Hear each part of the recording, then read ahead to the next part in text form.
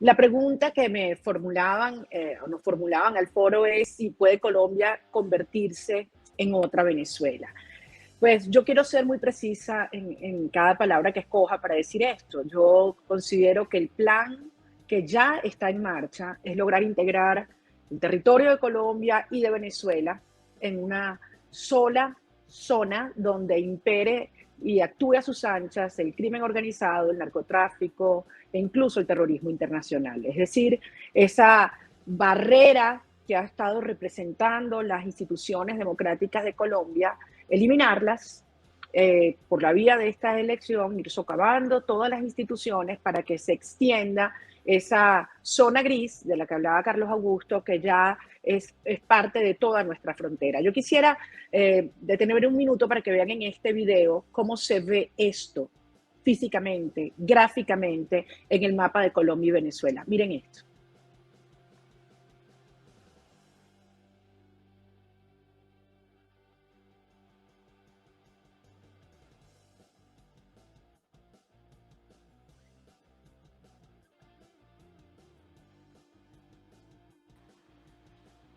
Quiero que tengamos en mente esta imagen para entender lo que puede significar ese corredor desde el Pacífico colombiano al Atlántico venezolano, integrando desde los puertos de Buenaventura, Aguiria, Paraguaná o Puerto Cabello en Venezuela.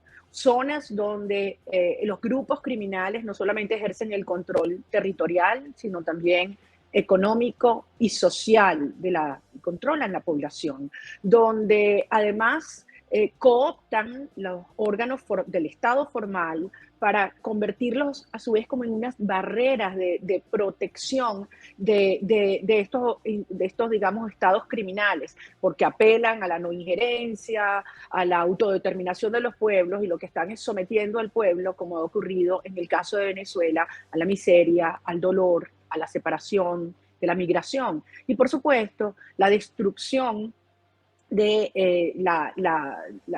los sectores productivos para dar paso a una nueva clase empresarial asociada y parte de estas dinámicas criminales. Por lo tanto, yo creo que hay que entender qué es lo que está planteado y ya en proceso en Venezuela. Miren, yo tengo un querido amigo que siempre dice, los venezolanos venimos del futuro. Y pensando en la preparación para esta conversación de hoy, recordé vívidamente aquel 7 de mayo del 2013, cuando yo aterricé en el aeropuerto del Dorado, porque me recibía además, querido amigo, que en paz descanse, el entonces senador Juan Mario Lacerna. Había sido invitada para intervenir en el Congreso de Colombia, en sus dos cámaras. Menos de una semana antes me habían fracturado la cara a patadas en la Asamblea Nacional, unas diputadas enviadas por el señor Diosdado Cabello, porque yo me negaba a reconocer a Nicolás Maduro como presidente después del fraude del 2018. Cuando me dirigí al Congreso de Colombia, yo dije, no habrá paz sostenible en Colombia mientras no exista libertad en Venezuela. Y lamento no haberme equivocado.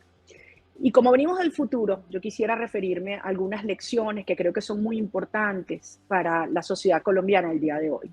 Las clasifico en tres, ¿no? La primera es, estos se prepararon para llegar. Lo segundo, llegaron para destruir. Y en tercer lugar, es un proyecto transcontinental. Cuando digo que se prepararon para llegar, es porque Chávez no fue un proceso espontáneo ni aislado. Fueron décadas de infiltración de las Fuerzas Armadas, de las universidades, de los centros de pensamiento, de los medios de comunicación. En segundo lugar, a Chávez no lo puso el pueblo. Chávez contó con el apoyo de sectores económicos, sectores de los medios de comunicación, de la clase media e incluso, debo decirlo, digamos, la banalización o la subestimación de la que fue objeto por parte del propio gobierno de los Estados Unidos. Ya avanzado Chávez en el poder, un embajador llegó a decir, no hay que ver lo que Chávez dice, sino lo que hace. Y vaya lo que Chávez decía. Y en segundo lugar, quiero referir a la destrucción como modelo de dominación. porque es un proyecto de dominación. Me voy a referir brevemente a 4 áreas: el sector productivo y el agro. Venezuela se han expropiado más de 5.500 empresas privadas, son datos de CEDICE, se han expropiado o invadido más de 5,5 millones de hectáreas, de las cuales menos del 10%, menos del 3% fueron resarcidas y menos del 20% están productivas hoy. Con relación a los medios de comunicación, han sido más de 600 medios de comunicación, según el Colegio Nacional de Periodistas, que han sido cerrados en este periodo. Con relación a las Fuerzas Armadas, lo decía el general, la destrucción sistemática de las Fuerzas Armadas no solamente fue dirigida a su apresto, al mérito, a su profesionalismo, sino en paralelo para arrebatarle el monopolio de las armas, y hoy son más de 60 grupos armados por el Estado, que incluso en muchos casos están mejor dotados que las propias Fuerzas Armadas venezolanas. Y finalmente el sistema judicial, que yo creo que ha sido quizás el pilar para darle esa pseudo legitimidad al atropello del régimen. Les doy 2 datos. Uno, el régimen de Chávez ha logrado ir depurando y, extrayendo, expulsando a todo juez que no le sea absolutamente incondicional, al extremo que hoy en Venezuela hay 2.056 jueces, de los cuales el 95% son temporales. Eso quiere decir que con una llamada los eliminan de su cargo.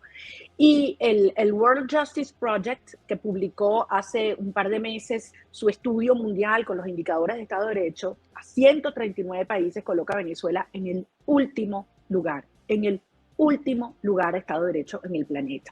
Entonces, obviamente, ¿cuáles son las consecuencias? Las consecuencias es una destrucción de la economía.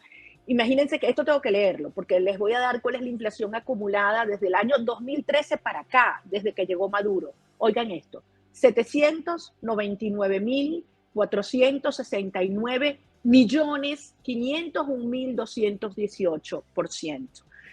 Han llevado adelante 3 procesos de reconversión monetaria en los cuales le han quitado 14 ceros al bolívar. Es decir, la moneda no vale nada. Evidentemente, esto ha llevado a unos niveles de miseria que exceden al 96% de pobreza en nuestro país, y que evidentemente se convierte en una fuerza que empuja y que expulsa a los venezolanos, y se estima que para este principio del año 2022 ya vamos por más de 7 millones, es decir, casi el 25% de la población venezolana desplazada alrededor del mundo.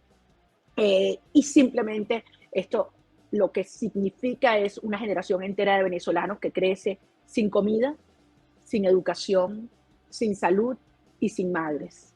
Y si hay un elemento, una realidad que a mi modo de ver refleja todo este horror, es el hecho que en Venezuela en los últimos 5 años el suicidio infantil y juvenil se ha aumentado en más de 800%, según las cifras del SECODAP. Imagínense todo lo que está detrás de una familia y de un niño para estar viendo, como fue en el año 2019, se documentaron 88 suicidios infantiles en nuestro país. Entonces, Venezuela se ha convertido en una gran zona gris, más de la mitad de nuestro territorio, donde estos grupos criminales han ido imponiendo su pax criminal. Para recuperar lo que era la economía, el PIB de Venezuela en el año 2008, necesitamos 42 años consecutivos de crecimiento de por lo menos 5% interanual. Imagínense de lo que estamos hablando. Y el tercer elemento, como lección que quería aportar, es que se trata de un proyecto transcontinental. Yo creo que ya ha quedado evidente que este conglomerado criminal, que es un sistema complejo adaptativo, tiene por lo menos 3 dimensiones. Una fachada, digamos, ideológica, doctrinaria, donde aparece el Foro de Sao Paulo, el Grupo de Puebla. Tiene por detrás un soporte geopolítico, todo lo que se ha hablado de Rusia, China, Irán, Turquía, operando en Venezuela, y tiene, por supuesto, la base, el pilar, que es la dimensión criminal. Y por ser criminal, su dimensión o su naturaleza es expansiva y no puede cerrarse o contenerse dentro de las fronteras como algunos han creído. Pero, y aquí mi mensaje fundamental, no nos engañemos, el objetivo de estas fuerzas y de este modelo, de este sistema, no es solo saquear Venezuela y tomar Colombia. Hay un objetivo de desestabilizar y socavar las instituciones democráticas de los Estados Unidos y reducir su influencia global. Y Colombia es un canal fundamental para lograrlo, porque Colombia es el principal aliado que tiene los Estados Unidos en las Américas. Entonces, Colombia en este contexto que está enfrentando, bueno, evidentemente la obscenidad digamos, el desempeño grotesco de Maduro en términos de derechos humanos, crímenes de lesa humanidad, corrupción, miseria, inmigración, hace que sea radioactivo, tóxico asociarse a él. Y entonces aparecen estos nuevos candidatos o expresiones que buscan distanciarse de Chávez y de Maduro y presentarse como una especie de socialismo vegetariano. Eso no existe. Es decir, esa pretensión que pretende obtener o ese disfraz o esa fachada de yo no soy Maduro que pueden tener desde un AMLO, un Alberto Fernández o el propio Petro, al final esconde un proyecto y un modelo común. Es decir, es el mismo modelo. El socialismo es carnívoro, aunque se disfracen de corderitos. Así que yo quisiera como conclusión enumerar quizás unos 5 o 6 puntos para mí cruciales. En primer lugar, que no habrá paz en Colombia mientras exista el chavismo en Venezuela, ni habrá transición en Venezuela si el chavismo y Petro están en el poder. En segundo lugar, que una victoria de Petro configuraría la continuidad geográfica de más de 2 millones de kilómetros cuadrados y 80 millones de individuos, de habitantes, que efectivamente, como decía Carlos Augusto, constituye una franja que divide nuestra región, donde además es un territorio donde hay enormes riquezas minerales, una zona estratégica geográficamente y que no hará sino incrementar los problemas de seguridad hemisférica y seguridad nacional de todos los países. En tercer lugar, en el contexto internacional, Venezuela opera como una cabeza de playa, como un santuario desde donde se expanden estas dinámicas. Imagínense si eso, y donde estas, digamos, actores extrahemisféricos están operando, y obviamente con Petro esta plataforma o este santuario se extendería notablemente, ¿no? En cuarto lugar, quiero hacer una referencia sobre los Estados Unidos. Creo que nunca en la historia de Estados Unidos como república independiente se ha visto, digamos, tanto desinterés o poca atención a una dinámica de presencia creciente de actores antioccidentales extrahemisféricos en la región. Y es algo que realmente preocupa porque además es un tema de su propia seguridad nacional. En sexto lugar, yo creo que es fundamental un gran consenso operativo entre aquellos actores con, digamos, diferencias ideológicas, liberales o conservadores, pero que compartimos la defensa y los valores que son el emblema de una democracia liberal. Y finalmente, el hecho de que estamos dando una lucha binacional, es decir, el destino de Colombia y Venezuela nunca han estado tan enlazados y por lo tanto creo que encontrarnos aquí hoy, colombianos y venezolanos, con un mismo objetivo, con una misma preocupación, es crucial y deberíamos promoverlo activamente. Así que para concluir, o en definitiva, la pregunta era si puede Colombia convertirse en el mismo modelo de destrucción y devastación y de crimen que ha ido creciendo y destruyendo Venezuela. La respuesta es sí, pero Colombia está aún a tiempo de evitarlo. Muchas gracias.